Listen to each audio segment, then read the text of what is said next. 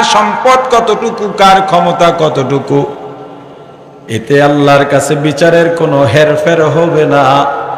যার সম্মান বেশি, টাকা বেশি, এজন্য তার নেকির পাল্লা ভারী হবে, ব্যাপারটা এমন নয়।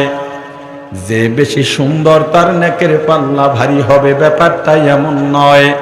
যার বংশ মর্যাদা ভালো, উঁচু মর্যাদার, তার নেকের পাল্লা ভারী হবে এমন নয়। যেই মানুষটা গরিব এ কারণে তার গুনার পাল্লা ভারী হবে এমন নয়।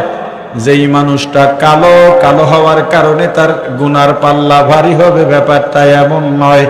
যেই মানুষটা গরিব, কৃষক, যার ক্ষমতা নাই, এই কারণে তার গুনার পাল্লা ভারী হবে, ব্যাপারটা এমন নয়।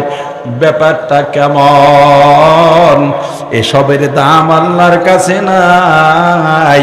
কিয়ামতের ময়দানে এগুলো কোনো কাজে আসবে না, উপকারে আসবে না।